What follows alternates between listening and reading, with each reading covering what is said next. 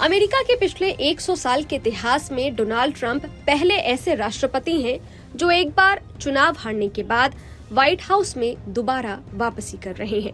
Trump America के 45वें राष्ट्रपति रह चुके हैं।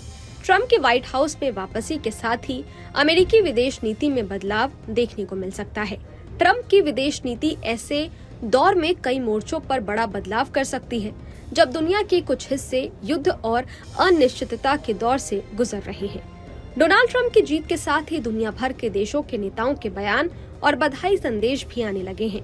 भारत के प्रधानमंत्री नरेंद्र मोदी ट्रंप को बधाई देने वाले शुरुआती नेताओं में रहे। वहीं रूस के राष्ट्रपति व्लादिमीर पुतिन ने गुरुवार को डोनाल्ड ट्रंप को अमेरिका के 47वें राष्ट्रपति के रूप में चुने जाने पर बधाई दी है। ये बधाई ऐसे समय में आई है जब अमेरिका और रूस के बीच संबंधों में भारी तनाव है, खासकर यूक्रेन युद्ध को लेकर, जिसमें अमेरिका ने यूक्रेन का समर्थन किया है। पुतिन ने एक कार्यक्रम में ट्रंप को शुभकामनाएं देते हुए कहा कि वो एक बहादुर नेता है।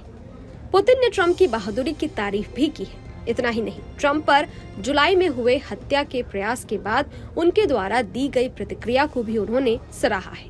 पुतिन ने कहा, मैंने ट्रंप के व्यवहार को देखा है, उन्होंने काफी साहस दिखाया। पुतिन ने यह भी कहा कि वो ट्रंप से बातचीत के लिए तैयार है और अमेरिका से संबंधों को बहाल करने में कोई आपत्ति नहीं है, लेकिन ये पूरी तरह से अमेरिका पर निर्भर करता है कि वो इस दिशा में कदम उठाएगा या नहीं।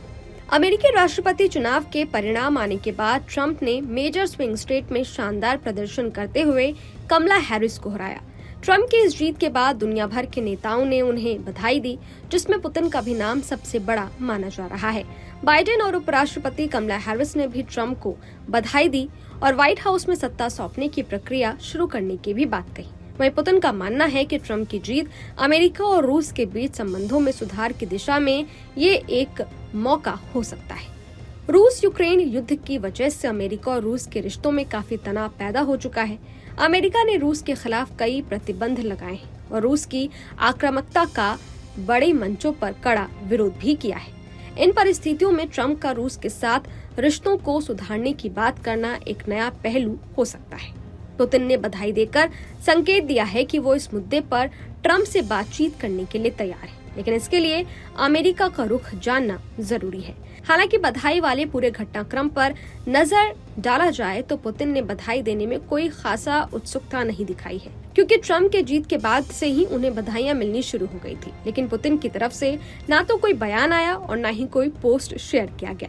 ऐसे में कार्यक्रम में जब उनसे ट्रंप को लेकर सवाल पूछा गया, तब उन्होंने उनकी तारीफ करते हुए उनको बधाई दी। इतना ही नहीं, जब सभी बधाई दे रहे थे तो उधर क्रेमलिन ने ट्रंप को बधाई देने की जगह अमित्र देश का नेता बताया था।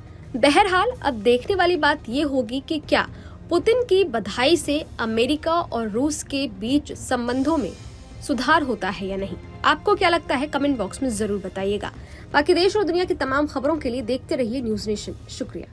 न्यूज नेशन अब व्हाट्सएप पर खबरों की ताजा अपडेट के लिए न्यूज नेशन के इस QR कोड को स्कैन करें।